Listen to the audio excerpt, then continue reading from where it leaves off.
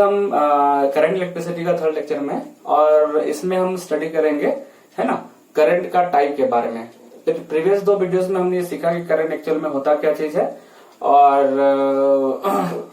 Current के मतलब conductivity को बेस्ड करके कितने प्रकार का नेचर में मैटर देखने को मिलते हैं। उसमें हमने कंडक्टर, सेमीकंडक्टर, है ना, और इंसुलेटर के बारे में कुछ इंपॉर्टेंट प्रॉपर्टियां देखे। तो आज का हमारा टॉपिक ये है कि कितने अलग अलग टाइप का हमको करंट, है ना, ऑब्जर्व होते हैं। तो सबसे पहला चीज हो गया कि स्टार्टिंग जब भी देखा जाए करंट के बारे में सबसे पहले क्या आइडिया था, तो याद रखना करंट के बारे में सबसे पहले ऐसा, हालांकि और भी बहुत सारे साइंटिस्ट बीच में थे, लेकिन एक साइंटिस्ट ऐसा याद करने का जरूरत नहीं है, बट मैं तुमको बता रहा हूँ, अलेसांद्रो वोल्टा। ठीक है, अलेसांद्रो वोल्टा नामक एक साइंटिस्ट था। उसने सबसे पहले क्या किया था, एक ऐसा सिस्टम तैयार किया था जिसमें वो क्या कर पाए, केमिकल रिएक्शंस को कंडक्ट करा करके, है ना, उसके माध्यम से वो इलेक्ट्रिसिटी डेवलप कर पाए। मतलब इन शॉर्ट वो उसने ट्राई किया था एक ऐसा सिस्टम बनाने का जिसमें वो क्या होगा, केमिकल रिएक्शन होगा। और भी कैसा टाइप का केमिकल रिएक्शन, याद रखना, स्पॉन्टेनियस रिडक्स रिएक्शंस। वो रिएक्शन जो कि अपने आप होंगे, और उसके बाद में हो गया Redux reaction, oxidation reduction reaction होंगे, और उसके माध्यम से वो क्या करने वाला है, केमिकल रिएक्शंस का जो एनर्जी बनता है, वही एनर्जी को वो क्या करेगा, किसी तरह से भी यूज करके इलेक्ट्रिसिटी में कन्वर्ट करने के लिए उसने एक सिस्टम उन्होंने डेवलप किया था, जिसको हम सिंपली सेल बोलते हैं। मतलब मैं यदि रफली उसको छोटा सा मैं इसको उसका डिजाइन को यदि दिखाया जाए, तो उसमें कुछ एक्स्ट्रा नहीं था, बस एक टैंक था, दैट इज इलेक्ट्रोलाइटिक टैंक।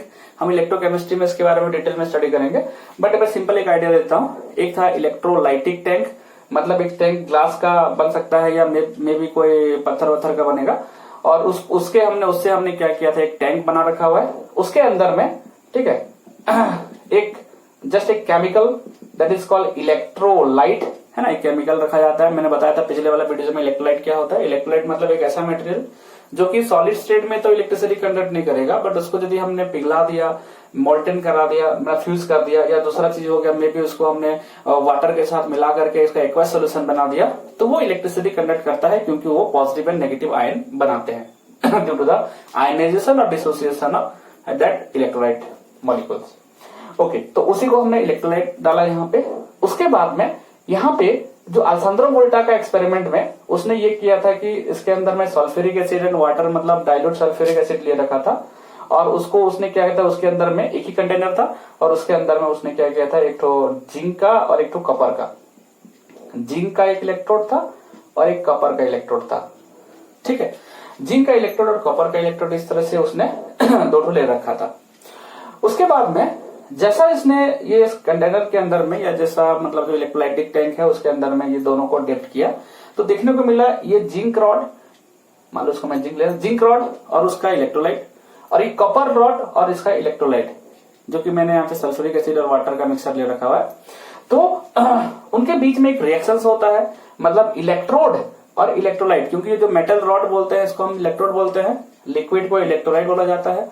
तो ये इलेक्ट्रोड और ये इलेक्ट्रोलाइट के बीच में, है ना, रिएक्शंस होंगे, और वो भी रिडक्स, स्पॉन्टेनियस रिडक्स रिएक्शन जो कि अपने आप हो जाएंगे, और फाइनली कुछ रिएक्शंस के माध्यम से, अभी तो रिएक्शंस बताने नहीं होगा, बट याद रखना रिएक्शंस होंगे, और रिएक्शंस के माध्यम से होगा ये कि जिंक जो है ना, वो अपने सरफेस में इलेक्ट्रॉन को एक्युमुलेट करना शुरू करेगा। क्योंकि रिडक्स रिएक्शन में क्या होता है, एक ऐसा रिएक्शन जिसमें चार्ज सिंपली ऑक्सीडेशन स्टेट में बदलाव आता है, मतलब चार्ज में बदलाव आता है। इसको और बारे में और डिटेल में इलेक्ट्रोकेमिस्ट्री में पढ़ोगे, बट अभी फिलहाल इतना रफली जानते रहो कि होगा ये कि इसके और इसके बीच में, मतलब इलेक्ट्रोड और इलेक्ट्रोलाइट के बीच में एक रिएक्शन होगा, और जिसके कारण से क्या होगा, ये जो जिंक रॉड है वो नेगेटिवली चार्ज इलेक्ट्रॉन को अपने सरफेस में रख लेता है, और जबकि कॉपर वाला जो है उसके ऊपर में पॉजिटिव चार्ज एक्युमुलेट होता है। बस फिलहाल कैसा होता है अभी तो बताना नहीं होगा, बट रिएक्शन होगा इलेक्ट्रोड और इलेक्ट्रोलाइट के बीच में, और उसके माध्यम से इसमें क्या होता है, ये एक प्लेट हो जाएगा नेगेटिवली चार्ज और एक कॉपर प्लेट हो जाएगा पॉजिटिवली चार्ज।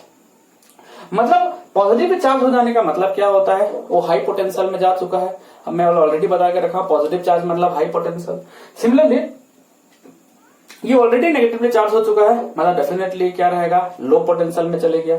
तो ये दोनों के बीच में एक पोटेंशियल का डिफरेंस क्रिएट हो जा रहा है। यदि हम इसको कंडक्टर के माध्यम से कनेक्ट करेंगे तो डेफिनेटली क्या होगा, एक चार्ज का फ्लो होना चाहेगा।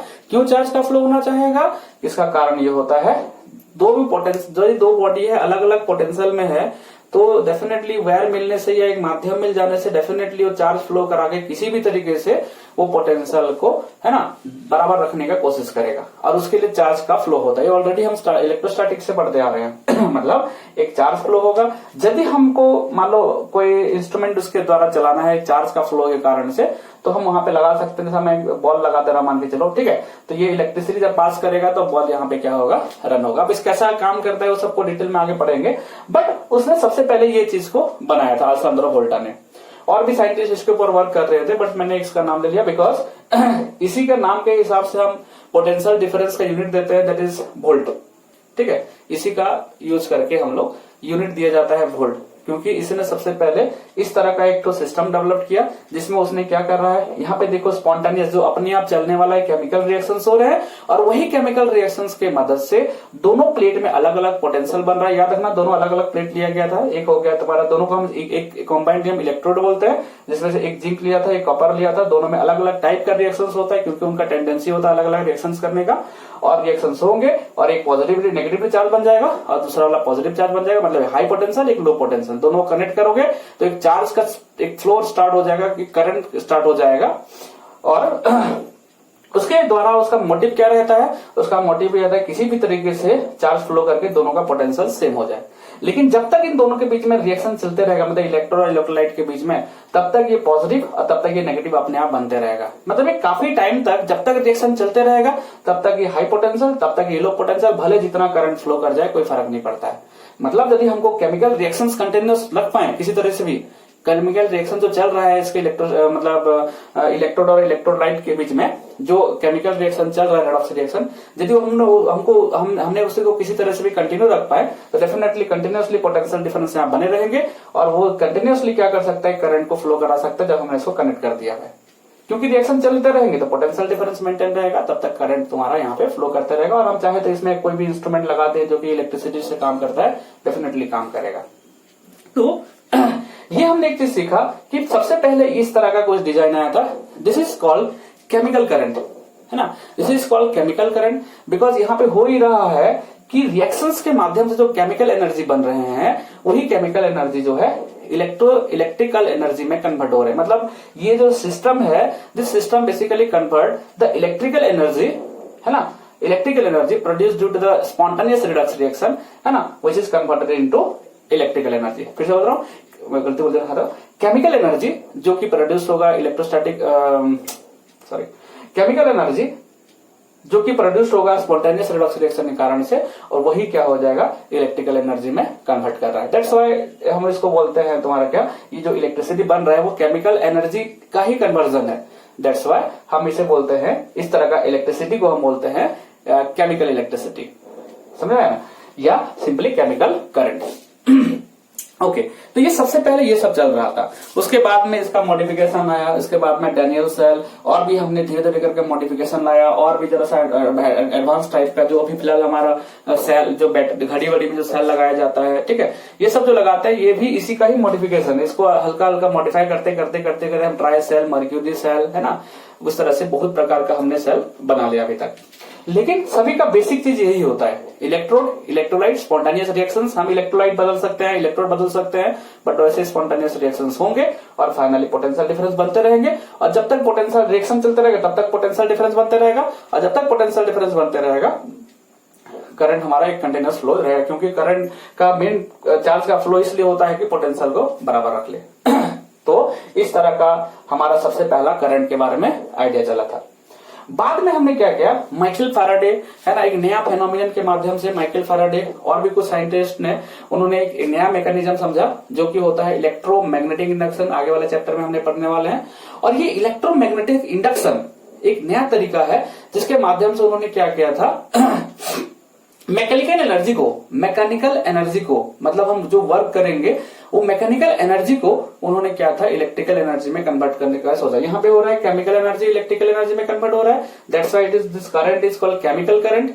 बट हमने क्या किया, एक नया टेक्नोलॉजी, नया एक मैकेनिज्म के माध्यम से, नया फेनोमेनन को बेस्ड करके एक ऐसा सिस्टम डेवलप किया जो कि तुम्हारा क्या कर पाए, मैकेनिकल एनर्जी को कन्वर्ट कर पाए इलेक्ट्रिकल एनर्जी में।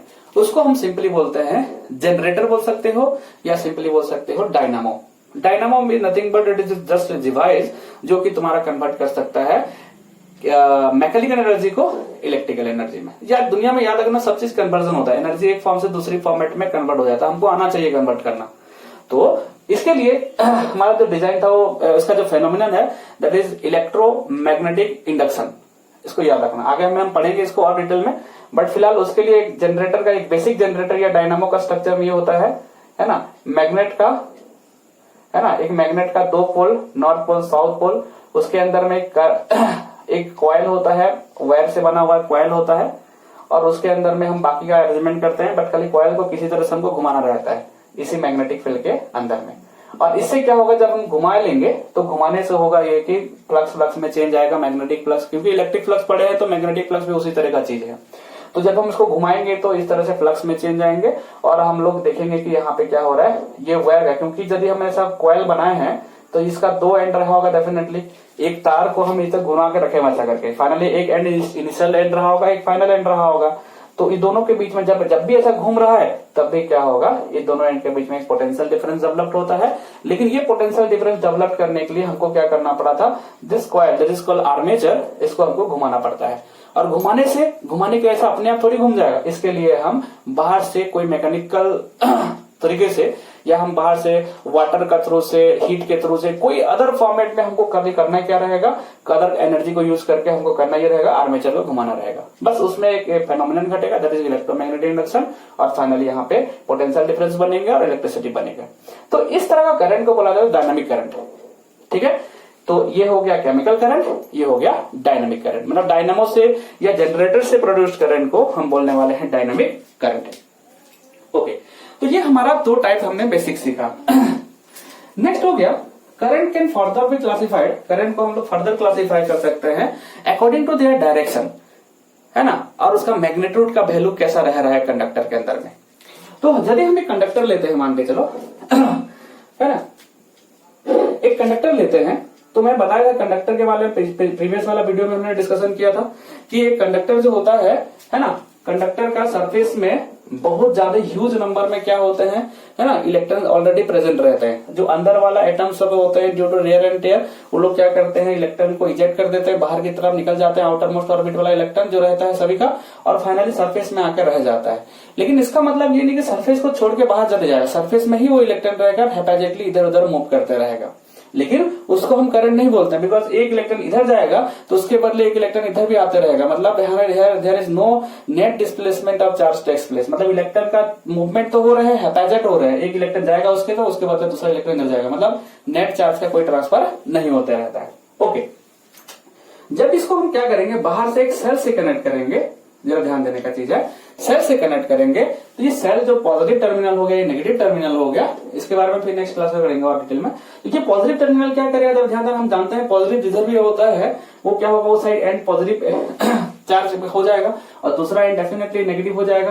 पॉजिटिव मतलब हाई पोटेंशियल, नेगेटिव मतलब लो पोटेंशियल, मतलब इस एंड और इस एंड के बीच में क्या हो गया, पोटेंशियल डिफरेंस बन जा रहा है, जो कि बराबर होगा, इसका पॉजिटिव जितना पोटेंशियल, इस एंड का पोटेंशियल उतना, ये सेल का नेगेटिव जितना होगा, इस एंड का इतना। तो सेल का यदि पोटेंशियल डिफरेंस 10 वोल्ट है तो इस एंड से इस एंड के बीच में भी पोटेंशियल का डिफरेंस 10 वोल्ट हो जाएगा।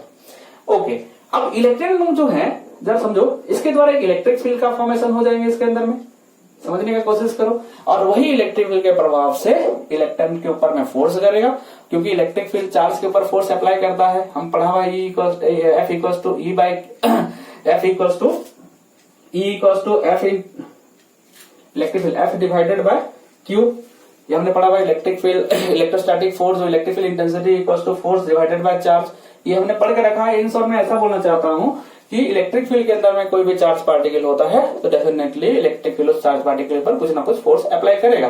तो इलेक्ट्रॉन तो डेफिनेटली चार्ज पार्टिकल है और फ्री टू मूव है, वो आराम से मूव भी कर सकता है। तो यहाँ पे जब इलेक्ट्रिक फील्ड का फॉर्मेशन होता है, वही इलेक्ट्रिक फील्ड के प्रभाव से इलेक्ट्रॉन लोग एक साइड खींचना शुरू हो जाता है और सभी टाइम एक ही डायरेक्शन में इलेक्ट्रॉन फ्लो करेंगे। देखो तो किधर इलेक्ट्रॉन फ्लो करेंगे, ये पॉजिटिव क्या करेगा, इलेक्ट्रॉन को अपने साइड खींचेगा, क्योंकि इलेक्ट्रॉन का चार्ज होता है नेगेटिव, तो इलेक्ट्रॉन लोग इस साइड आना शुरू करेंगे और एक unidirectional flow of electron start हो जाएंगे।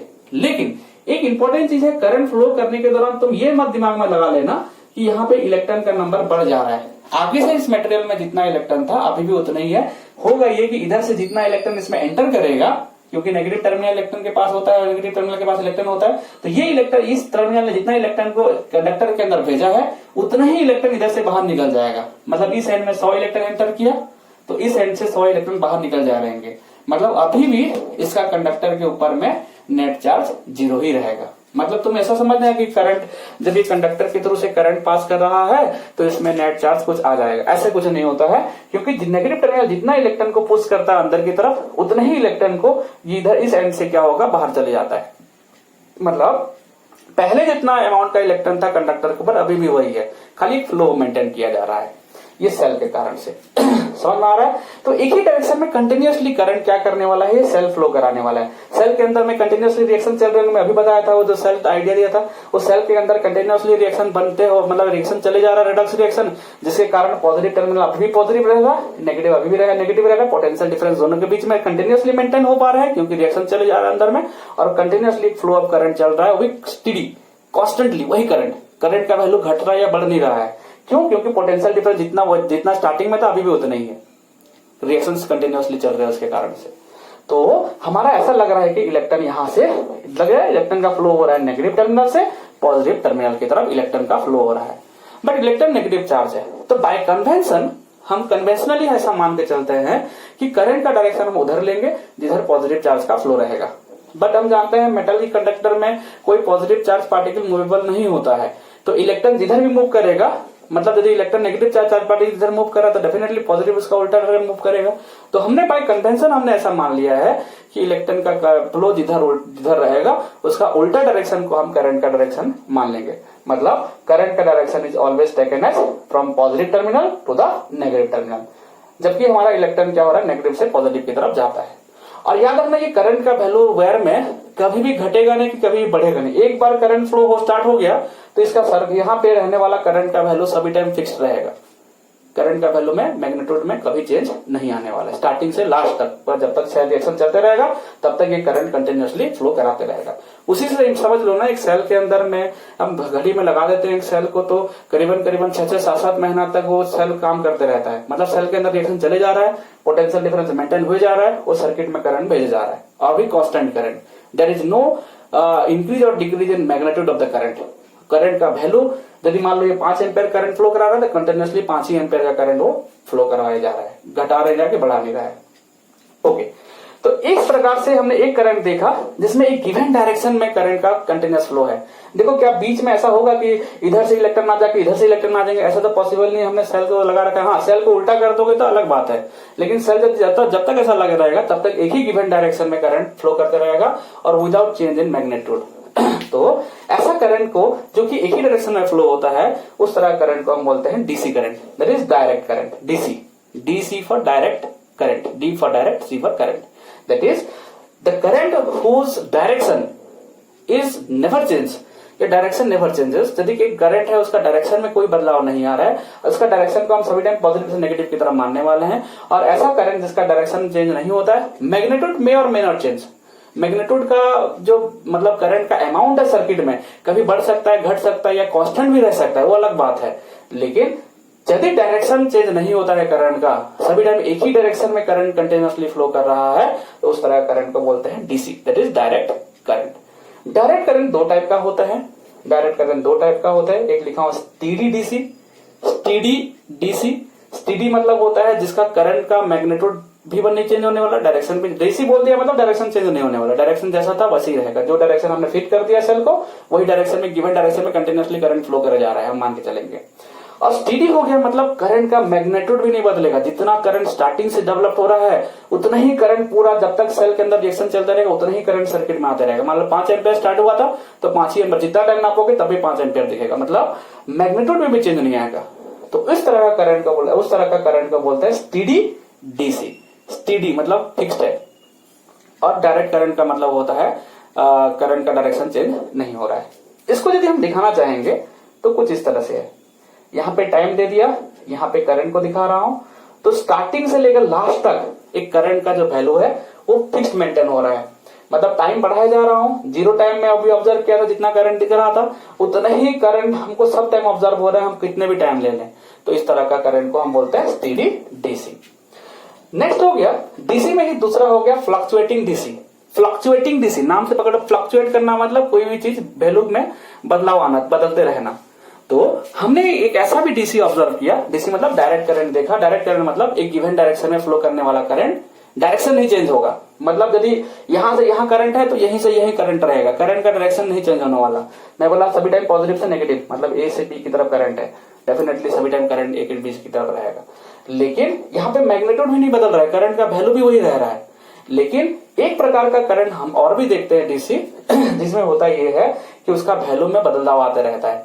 मतलब डायरेक्शन तो नहीं चेंज होंगे, एक ही डायरेक्शन में ए से बी करंट कंटिन्यूअस है, बाकी सर्किट में जब वायर में तुम करंट का वैल्यू देखोगे तो कभी जीरो हो जा रहे हैं, कभी बढ़ के मैक्सिमम हो जा रहे हैं, फिर घट घट के जीरो हो जा रहा है, फिर मैक्सिमम हो जा रहे हैं, फिर जीरो हो जा रहे हैं। मतलब करंट का वैल्यू कंटिन्यूअसली क्या हो रहा है, टाइम के हिसाब से बदल रहे हैं, करंट का मैग्नीट्यूड चेंज हो रहे हैं। तो ऐसा टाइप का करंट को हम बोलते हैं फ्लक्चुएटिंग, बदलते हुआ डीसी। इसलिए बोला कि डायरेक्शन को हमको चेंज होने नहीं देना है।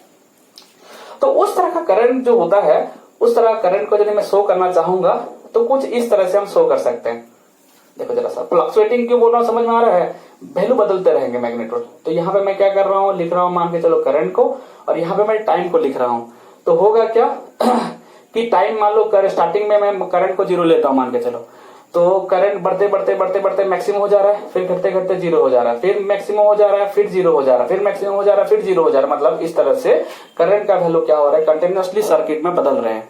तुम यहाँ पे एमीटर लगा के चेक कर सकते हो, सर्किट में देख रहे हो कंटिन्यूअसली करंट का वैल्यू कम बेसी हो रहा है। तो वैसे टाइप का करंट को हम बोलते हैं फ्लक्चुएटिंग डीसी। वो डीसी जिसका करंट का मैग्नीट्यूड फ्लक्चुएट कर रहा है, चेंज हो रहा है, बदल रहा है हर मोमेंट में, डायरेक्शन नहीं चेंज होना चाहिए। तो वो उस तरह का करंट हमको मिलता है, फ्लक्चुएटिंग डीसी मिलता है from DC generator. DC generator से मिल सकता है वैसा टाइप का तुम्हारा फ्लक्चुएटिंग डीसी करंट, मतलब डायरेक्ट करंट, या उसको हमको मिलता है रेक्टिफायर से। रेक्टिफायर एक ऐसा इंस्ट्रूमेंट होता है जो कि अल्टरनेटिंग करंट को डीसी करंट मतलब डायरेक्ट करंट में कन्वर्ट करता है। मैं फिर से बोलता रहा हूँ, रेक्टिफायर एक ऐसा इंस्ट्रूमेंट होता है, जैसे तुम्हारे पास एसी करंट, अभी हम लोग पढ़ने वाले एसी करंट है, तो तुम उसको डीसी में कन्वर्ट कर सकते हो। एसी का मतलब वहां पे हम लोग अल्टरनेटिंग उसका डायरेक्शन सब बदलता है, लेकिन हम क्या कर सकते हैं, रेक्टिफायर की मदद से एसी को डीसी में कन्वर्ट कर सकते हैं। तो कन्वर्ट करने के बाद में हमको देखो दो टाइप का वेव मिलता है, एक हाफ वेव, एक फुल वेव। जब एसी समझोगे तो ये भी क्लियर हो जाएगा। मैं खाली बना दे रहा हूं, मान लो टाइम यहाँ पे हो गया, करंट हो गया, तो हाफ वेव कैसा बनता है मैं इसको डिस्कशन करूंगा जरा देर में। बाकी इस तरह से रहेगा, मतलब सर्किट में करंट क्या होंगे, पहले जीरो से बढ़ते बढ़ते मैक्सिमम हो जाएंगे, फिर घटते घटते जीरो हो जाएंगे, कुछ समय के लिए करंट ऑब्जर्व नहीं होंगे, फिर क्या होगा, फिर करंट आएगा, फिर मैक्सिमम हो जाएगा, फिर जीरो हो जाएगा। मतलब यहाँ पे करंट का जो वैल्यू है वो कंटिन्यूअसली रेगुलरली क्या हो रहे हैं, बदल रहे हैं। मैग्नीट्यूड डायरेक्शन अभी भी वही रह रहा है, सेम ए टू बी, लेकिन सर्किट में करंट का वैल्यू कंटिन्यूअसली चेंज हो रहा है। और ऐसा टाइप का जो आउटपुट मिलता है ये हमको डीसी जनरेटर में मिलता है, और साथ में एक नाम दे रहा हूं मैं फिलहाल, half wave rectifier. Half wave rectifier नाम याद रखना, ठीक है। और एक जो होता है फुल वेव, जो कि इस तरह का मिलता है अपने का आउटकम। मैं कैसा बना है अभी मैं कुछ समय के अंदर डिस्कशन कर रहा हूं, तो दिखाई पड़ रहा है नहीं दिखाई पड़ रहा मालूम नहीं। देखो, तो इस तरह का भी हमको आउटकम मिल सकता है। तो फ्लक्चुएटिंग डीसी का मतलब होता है ऐसा डायरेक्ट करंट जो कि डायरेक्ट मतलब जिसका डायरेक्शन चेंज नहीं होने वाला, ऐसा डायरेक्ट करंट जिसका कि मैग्नीट्यूड बदलते रहेगा, बाकी डायरेक्शन वही रहेगा, मतलब एक ही गिवन डायरेक्शन में करंट फ्लो करेगा। और उसका वो प्रोड्यूस करने वाला उसका सोर्स होता है आइदर डीसी जनरेटर या रेक्टिफायर। अभी फिलहाल रेक्टिफायर याद रखे रहो। तो रेक्टिफायर का काम होता है एसी को कन्वर्ट कर देगा डीसी में, और डीसी जनरेटर खुद जब उसको हम लोग मैकेनिकल एनर्जी देंगे तो ऐसा आउटपुट बनाएगा जो कि डायरेक्शन उल्टा उल्टा नहीं रहेगा, एक ही डायरेक्शन में रहने वाला। ओके तो नेक्स्ट टाइप का करंट हमको देखने को मिलता है, that is called AC current, that is AC alternating current, AC for alternating current. तो एक टाइप का करंट हो गया डीसी और दूसरे टाइप का करंट हो गया एसी, ठीक है, एसी। इसका मतलब क्या होता है, अल्टरनेटिंग करंट। अल्टरनेटिंग करंट का मतलब होता है एक ऐसा करंट जिस करंट का वैल्यू या मैग्नीट्यूड कंटिन्यूअसली बदल रहे हैं। कभी जीरो है, फिर मैक्सिमम हो जा रहा है, मैक्सिमम से घटते घटते जीरो हो जा रहा है, जीरो से कम होते होते हम यहाँ पे एमीटर लगा दे तो तुमको समझ में आ जाएगा। एमीटर का रीडिंग देखते रहोगे, घटते घटते जीरो हो जा रहा है, बढ़ जा रहा है, घट रहा है, बढ़ रहा है, घट रहा है, कुछ भी हो रहा है। इसका मतलब एक ऐसा करंट जो करंट का मैग्नीट्यूड तो कंटिन्यूअसली बदल रहे हैं और साथ में क्या हो रहा है, उसका डायरेक्शन एक पीरियोडिकली बदल रहा है। फिर से, alternating current that is AC is a type of current in which the magnitude of the current continuously change and the direction gets periodically change. मतलब मैं बोल सकता हूं, यहां पे यदि मैं समझो जरा सा, एक कंडक्टर ले लिया हूं, ठीक है इसको हमारा एसी में डिटेल पढ़ना है, बट मैं समझ लो एक कंडक्टर ले लिया हूं और वो कंडक्टर को मैंने एक एसी सोर्स, दैट इज मैं यहाँ पे बोल दे रहा हूं, ऐसा टाइप का करंट मिलता है अपने को एसी जनरेटर से। एसी जनरेटर एक प्रकार का ऐसा वैसे डायनामो टाइप का स्ट्रक्चर रहेगा उसमें, और उसको हम मैकेनिकल एनर्जी देके जनरेटर घुमाएंगे तो उसमें तुम्हारा क्या होगा, इस तरह का करंट प्रोड्यूस होगा। ये जो करंट का खासियत क्या है समझो जरा सा। मान लो ए एंड है, ये बी एंड है, तो होगा ये, समझो होगा ये कि करंट का डायरेक्शन पहले यदि मान लो ए से बी की तरफ है, करंट पहले ए से बी की तरफ फ्लो कर रहा है, मतलब इलेक्ट्रॉन इधर से इधर आ रहा है, करंट का डायरेक्शन मतलब पॉजिटिव से नेगेटिव मान के चलना। तो स्टार्टिंग में यदि ए से बी की तरफ करंट फ्लो कर रहा है तो कुछ ही समय के बाद में बी से ए भी करंट हो जाएगा। मतलब ये जो सोर्स रहेगा, समझो जरा सा, ये जो सोर्स जिसके मदद से हम एसी करंट प्रोड्यूस कर रहे हैं, वो सोर्स क्या करने वाला है, हर मोमेंट में उसका वोल्टेज को बदल रहा है। जैसे यहाँ पे केस में क्या हो रहा है, ये पॉजिटिव है, ये नेगेटिव है, समझो जरा सा, ये पॉजिटिव सभी टाइम एक ही डायरेक्शन में इलेक्ट्रॉन खींच रहा है, इधर इलेक्ट्रॉन खींच रहा है, मतलब करंट का डायरेक्शन इधर होगा। लेकिन यदि मैं सेल को मान के चलो कंटिन्यूअसली ऐसा ऐसा उल्टा कर रहा हूँ, फ्लिप कर रहा हूँ, मतलब ये पॉजिटिव है तो इलेक्ट्रॉन इधर खींचा रहा है, यदि उसको ऐसा उल्टा कर दूं तो इधर पॉजिटिव हो जाएगा, इधर पॉजिटिव इलेक्ट्रॉन इधर आना शुरू करेगा, मतलब करंट इधर आ जाएगा। मतलब यदि मैं सेल को कंटिन्यूअसली उल्टा उल्टा एक एक पार्टिकुलर समय में चेंज करते रहूंगा तो करंट एक बार इधर जाएगा, करंट एक बार इधर आएगा, इलेक्ट्रॉन एक प्रकार का ऑसिलेट कर रहा होगा, एक बार इधर एक बार इधर, एक बार इधर एक बार इधर। तो इस तरह का करंट जो कि डायरेक्शन कंटिन्यूअसली बदलते रहता है, उस तरह का करंट को हम बोलते हैं एसी करंट। मैं फिर से बोलता रहा हूं, alternating current is a type of current in which the magnitude and direction gets continuously change. ठीक है, फिर से, the current in which the magnitude is continuously changed and direction is periodically changed। एक पार्टिकुलर टाइम में वो direction बदल जाएगा और करंट का मैग्नीट्यूड रेगुलरली बदलते रहेगा।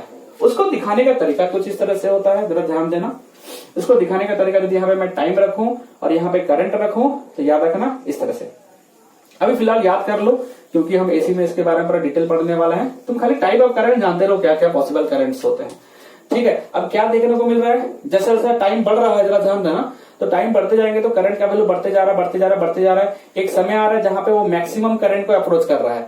उसके बाद में फिर क्या होगा, टाइम बढ़ते हुए करंट का वैल्यू घटते जा रहा है, जीरो हो जा रहा है। लेकिन जीरो होने के बाद क्या होगा, जीरो होने के बाद नेगेटिव साइड जो दिखा रहा हूं यहाँ पे नीचे की तरफ, ये क्या बताना चाहता है, ये पॉजिटिव साइड जो दिखा रहा है, यदि मान लो ए से बी की तरफ करंट दिखा रहा है तो ये नेगेटिव हाफ जो दिखा रहा है वो बी से ए की तरफ दिखाया जाता है। इसको शो करने ग्राफिकल रिप्रेजेंटेशन का तरीका ये है। तो करंट का डायरेक्शन समेशन उल्टा हो जा रहा है। फिर एक समय के बाद में फिर से वापस पॉजिटिव साइकिल, फिर एक समय के बाद फिर नेगेटिव साइकिल, फिर पॉजिटिव साइकिल, फिर नेगेटिव साइकिल, और इस तरह से कंटिन्यूअसली तुम्हारा क्या होगा, करंट का वैल्यू जो होगा मैग्नीट्यूड में बदलना रहेगा और डायरेक्शन एक पार्टिकुलर टाइम के बाद में चेंज हो जाएगा। इस तरह का करंट, मतलब तुम ऐसा इमेजिन कर सकते हो कि ऐसा समझने का तरीका है, सेल कंटिन्यूअसली ऐसा ऐसा फ्लिप कर रहा हूं, जिससे क्या होगा, एक बार पॉजिटिव फील कर रहा होगा, इस तरफ इलेक्ट्रॉन खींच रहा होगा तो उल्टा कर देंगे तो एक बार इधर इलेक्ट्रॉन फ्लो हो जाएगा, इधर इलेक्ट्रॉन फ्लो स्टार्ट हो जाएगा।